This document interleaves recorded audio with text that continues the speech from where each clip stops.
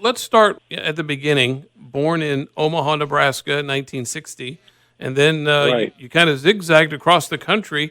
Tell us about how you ended up in Florida, where you ended up graduating from high school. Well, again, you mentioned being born in Omaha. That's where my mom and dad were born. Actually, they grew up next door neighbors as kids and ended up, I think they were each other's first love and married right out of high school. And so Omaha, was home to not only my mom and dad, but all of their family as well. And a lot of the Richt family is still in Omaha today, or at least in that area. Then my dad got a job with IBM in Colorado, and we ended up in Broomfield, Colorado, when I was about 7 to age 13. Then at age 13, IBM was they were making the personal computers for the first time. Needed computer programmers, and my dad tested well for that. And they asked me if he wanted to learn to be a programmer. He said yes. So that's where we ended up in Boca Raton, Florida, when I was 13, and then went to Boca Raton High School, and then obviously ended up at the University of Miami out of high school. But that's where Boca Raton is. The reason why we got there was because my dad was with IBM. What was life growing up in the Richt household? Was that a Christian household, and I mean that you were indoctrinated since birth into Christianity, or what was the early years like? Well, we all went to Catholic school, and we were raised in the Catholic religion. Unfortunately, my mom and dad were divorced at age 13, not too long after we went to Boca Raton, and then at that point, bottom line is with the Catholic faith, you were out, and so we probably didn't go to church for a good long time until I became a believer in 1986. We're going to get to that story here in a minute because that's a real interesting part of your story. Generally, if you're a quarterback who's getting recruited by Division I schools, Right. you're probably pretty good at other sports too. Did you play baseball and basketball and do it all? Well, baseball was actually my first love until I was about going into the 11th grade. Our new football coach, Roger Coffey, said, if you're going to be my quarterback, I want you to just play one sport. And so I bought into what he was selling and decided to do that. But before that, I loved baseball, played basketball. I quit playing baseball mostly because I was a pitcher and I didn't want to hurt my arm. So my senior year, after I was done with football, high school football, I did play baseball, but I caught that year just to keep my arm from, something stupid happening with my arm, throwing a breaking ball the improper way or something like that. So, once I decided to play quarterback for Coach Coffey, it was pretty much one sport. Now, I thought it was interesting when I was reading. This was from Wikipedia. Some of the universities that were recruiting you. It was like you were recruited by the University of Miami, recruited by Florida State University, and Brown University. And I thought, well, that one Right. that one stands out a little bit. Well, it actually came down to Miami or Brown, either Ivy League education or go to the beach. But Miami actually has a world-class education as well. But, I wanted to play, had the dream of playing pro football, and I felt my best shot would be to play, major D1 ball. But education was very important to me, too. I just decided to go with the, trying to play football at the highest level. And I also read, Mark, where Bobby Bowden played a huge part in your life as far as rediscovering the Lord. While I was a graduate assistant coach at Florida State, I had played at the University of Miami from 78 to 82. And then 82 and 83, I tried out for a couple pro teams.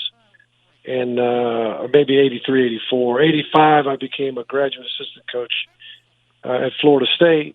And in 86, my second year, one of our players named Pablo Lopez was shot and killed at a campus party, and Coach Bowden had a team meeting the next day, and basically presented the gospel to everybody and said he didn't know where Pablo was, in his faith and where he was going to spend eternity. He said, but you guys are 18 to 22 years old. Do you think you're going to live forever just like Pablo? Pablo used to sit in that chair right there, and he's gone now. He said, if that was you last night, do you know where you'd spend eternity? And, he was talking to the players, but I was a, young coach in there, taking a role or doing whatever I was doing to be in that meeting. And, it hit me in the heart, and I knew that if it was me, it would have been me that night before, then I would be going to a bad place. And so anyway, Coach invited any player who wanted to talk more about it to come see him in his office anytime. And so the very next day I went to see him and knocked on his door and said, Coach, I'd like to see you. He said, hey, buddy. Of course, he calls you buddy when he doesn't know your name. Real good. And long story short, I prayed to receive Christ right there in his office. So he, other than my dad, he's the most influential man in my life. I want to backpedal a little bit, though, to your playing days at the University of Miami under Howard Schnellenberger early in your days there. Or were you under him the whole time you were at Miami? Well, year one, it was Coach Saban, and it wasn't Coach Nick Saban. It was Coach Lou Saban. He actually coached O.J. Simpson when he was with the Buffalo Bills and ran for 2,000 yards that record-breaking year. But Coach Saban has coached pro ball, college ball, high school ball. I mean, he coached, a long, long time. But after one season, he left, and Coach Schnellenberger came in. And Coach Howard Schnellenberger was the offensive coordinator for the Dolphins when they went undefeated under Don Shula. And he brought the Miami Dolphins system to college football. And that's part of the reason why I got the job at Florida State with Coach Bowden, because he wanted to know what I knew. And it helped me quite a bit.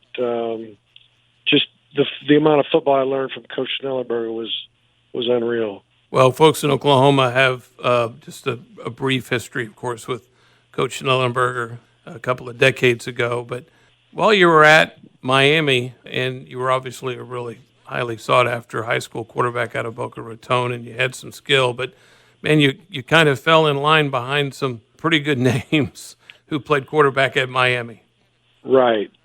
Well, Jim Kelly and I came in the same class, and Jim was a guy that, won the job, and I backed him up my whole career. And then our senior seasons, two other guys showed up as freshmen. One was Bernie Kosar, and one was Vinny Testaverde. Of course, Bertie ended up winning the national championship in '83 as a redshirt freshman and got drafted supplemental draft to the Cleveland Browns first round.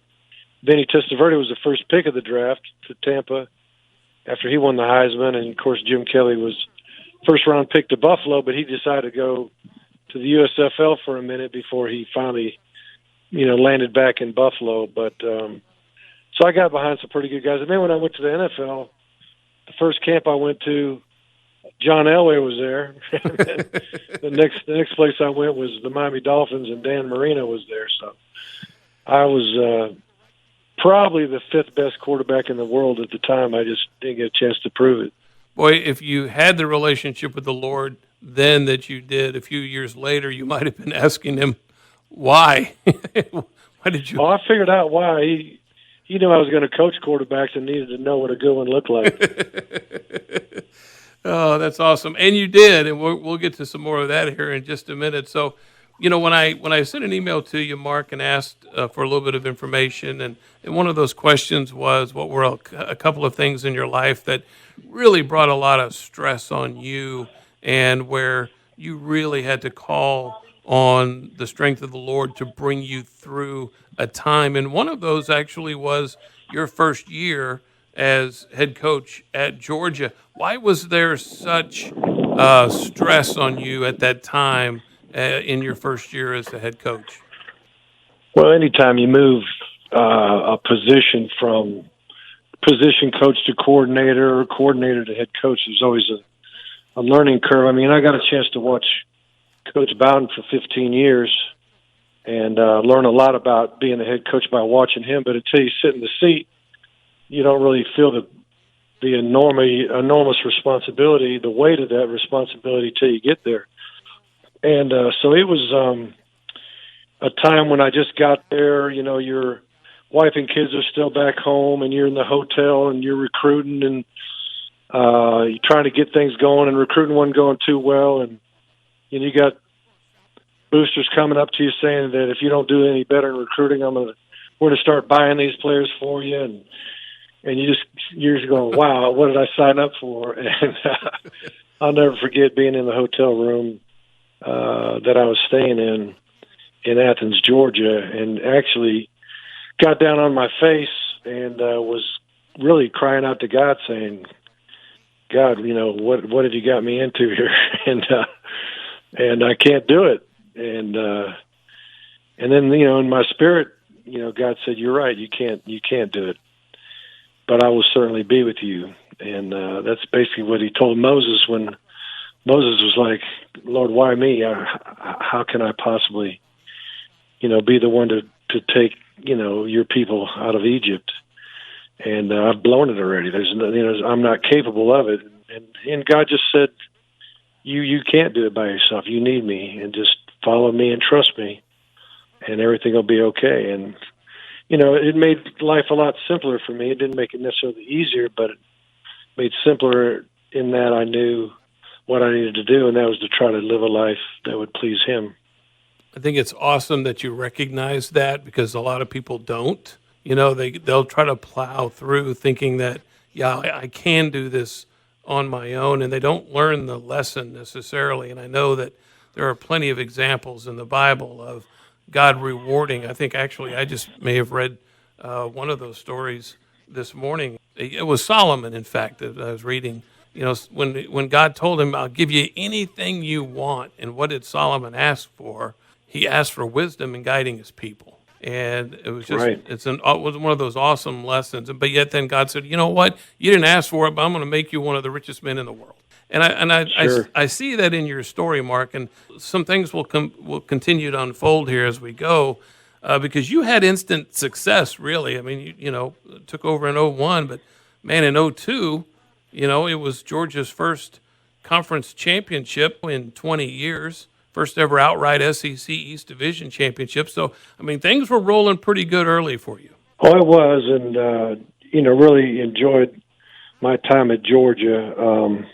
You know, again, being first-time head coach, you got to prove a lot of things to a lot of people. You got your administration, you got your fan base, you got your boosters, you got your team, you got your coaching staff. You know, and so, you know, even year one, we didn't necessarily set the world on fire. I think we were 8-5 or something like that. But we did have a great victory against Tennessee at Tennessee, against a great team that, you know, could have played for the national championship if they'd have won the SEC championship game, which they represented the East that year.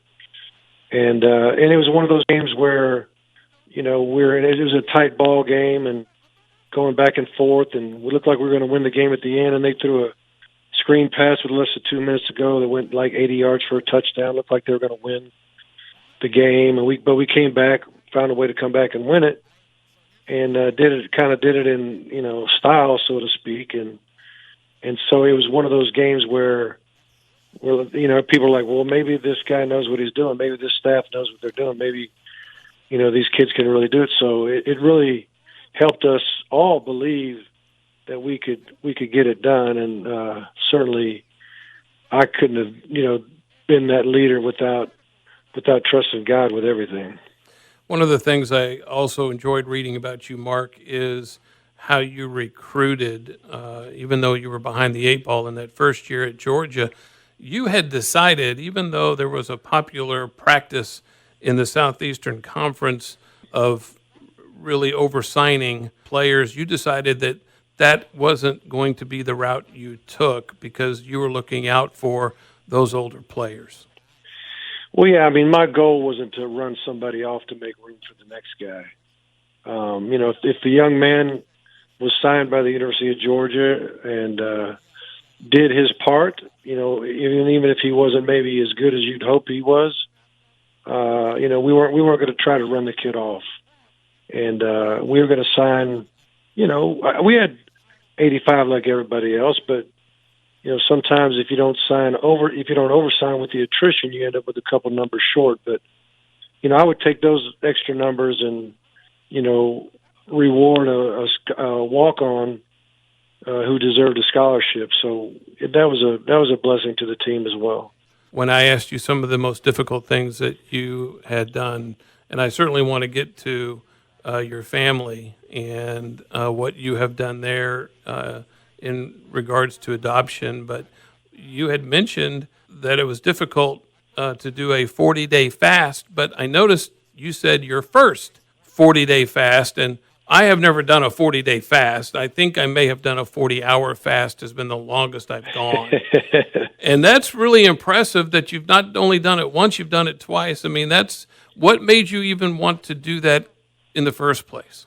Well, the thing that I was wanting was I was hoping to audibly hear from God to say, this is what I want from you, Mark. I had the burning desire to please God. And so, when I fasted, obviously, you're fasting from food, but you're also wanting, it's a cleansing process. Your body will get cleansed through fasting. There's no doubt about that.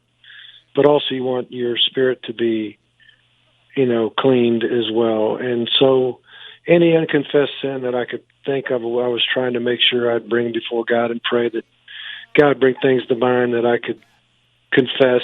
And I knew I was already forgiven for all those sins, but I think it's important to confess them, even though God knows what they were and all that kind of deal. But, my goal was really for direction to say, this is what I want from you, Mark. And, when it was all said and done, what I learned was that what I really felt God was telling me in my spirit was that he just wanted to tell me that he loved me and that, he created me, he loved me, and he really just wanted me to love him back. And the only way to love him back, how do you love your father? You love him through obedience. And how do you obey unless you know what he wants? Well, how do you know what he wants? You get in his word. You listen to gifted preachers. You pray. And, my goal really just became a desire to be obedient to God with whatever I thought he was trying to tell us. And when I say us, I'm talking about my wife and myself. And we were a good team in that way. Let's talk a little bit about that, Mark. Your wife, Catherine, you guys were married back in late 80s? 87, I think. Okay. I'm glad she's not listening right now. I did not mean to get you in trouble, Mark. I think it was 87. But anyway, we just finished. We got 33-year reunions, anniversary, so that's about right. You've got 4 children. You had 2, John and David, and then after that, you decided to adopt a couple of children. Talk about that. Yeah, we were in a Bible study class. I think it was a Sunday school class, and we had actually a couple that had already gone to Ukraine and adopted 2 children there.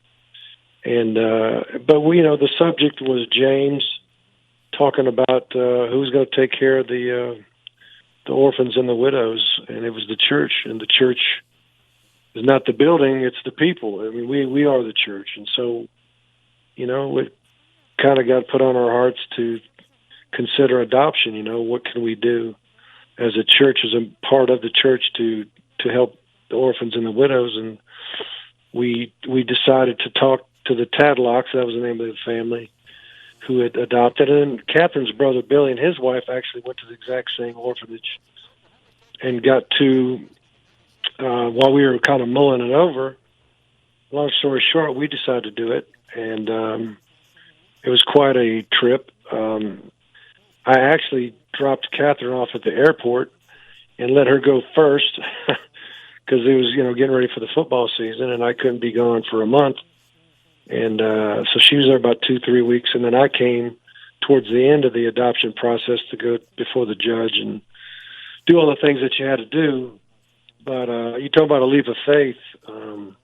And, there was some confidence to know that Catherine was going to be talking to the same group that helped the other people adopt. It wasn't like we were going in there blindly, but it's still very difficult to, at that moment of truth, to, say goodbye to her as she got on the plane to go to this country by herself. It was, when we look back on it, it was kind of crazy, but, we were both convinced that, God wanted us to do it, so we did it. It wasn't like you were getting two completely healthy children either. I mean, because Anya, right, was born with a rare disorder. Yeah, we got Anya and Zach, and Zach's name is Ruslan, actually. We call him Zach because we gave him a middle name of Zachariah, and then Anya's name was Anya on the birth certificate. We gave her Anya Elizabeth, but she had, I don't even know if there's a true diagnosis for it, to be honest with you, but it was a facial deformity, basically, that kind of cartilage type material in her face was kind of doing what it wanted to do instead of being where it belonged. And, when we saw the picture of her, we were thinking who might adopt this child. And so we went there, and she was still available. There was another boy we thought we were going to get, and somebody else got him, I guess, before we did. And then, they brought Ruslan in to Catherine, and Catherine said, "Sure, we'll take him." And so we had decided to bring two home, and so that's what we did. So how is everyone? Well, they're doing well. Zach just had his 24th birthday. We got him when he was 3.5. Anya was 2.5. And he lives in Orlando. Anya is in Athens, Georgia. She's a vet tech. David is in Nashville, Tennessee, with his wife Joanna, and John lives near the Athens area, in Athens, Georgia, and he's married with 2 children. So it's a blessing.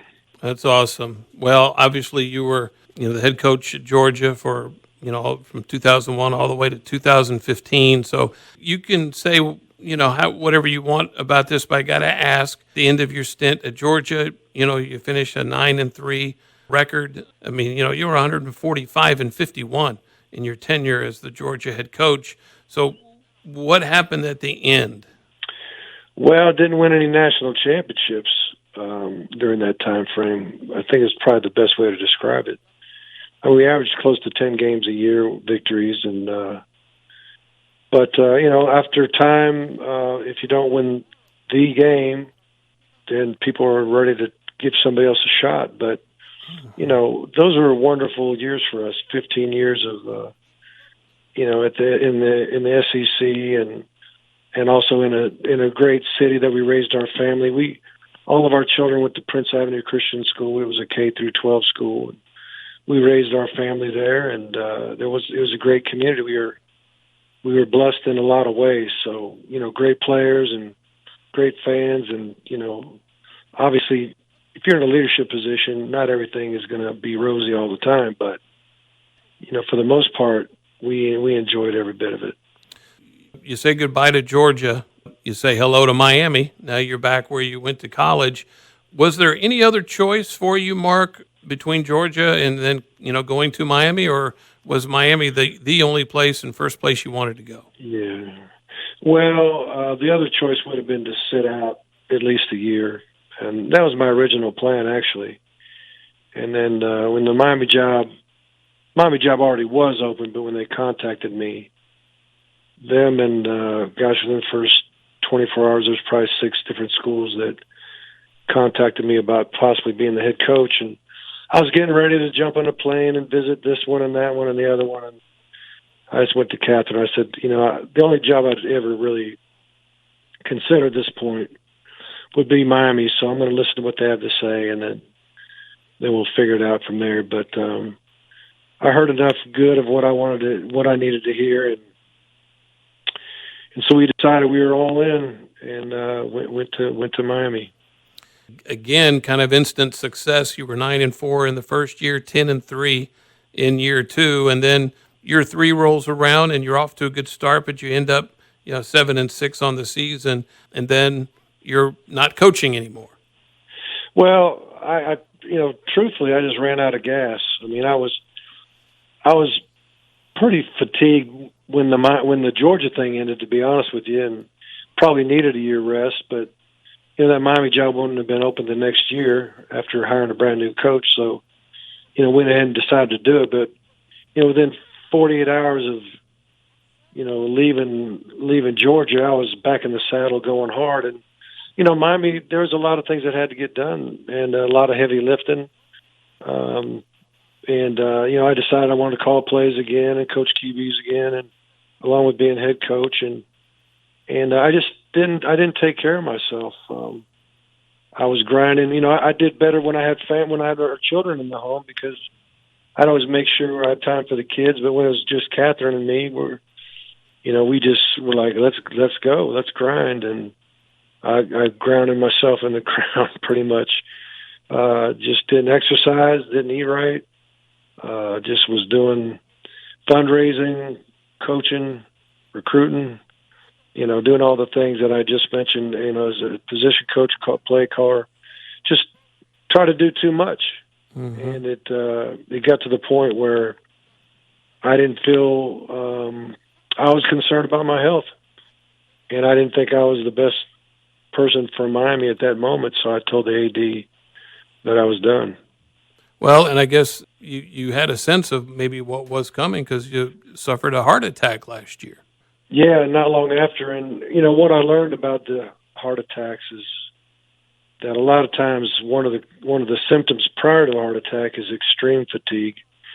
And that more than likely had a little something to do with that. I had two of my arteries were 100% blocked, and one being the widowmaker. But once it hits you, it hits you. And so what I was feeling at Miami probably had something to do with the condition of my heart and my arteries. My heart was fine; it was just getting blood to it. That's the problem. And but anyway, that experience was very interesting. Long story short, I'm in the hospital, and I'm on the cath table, and they don't put me out because my blood pressure went too low. So I was kind of conscious through the whole thing, and there's different times where different body parts were going numb on me, and doctor kept asking, "What are you feeling?" And I'm saying, "Well, my left arm's numb," and then later on my right arm was numb, and later on my right leg was numb, and then my head and ears went numb, and then finally I blacked out completely, and everything kind of went silent, and I was thinking this was it, I just felt like my body had shut down.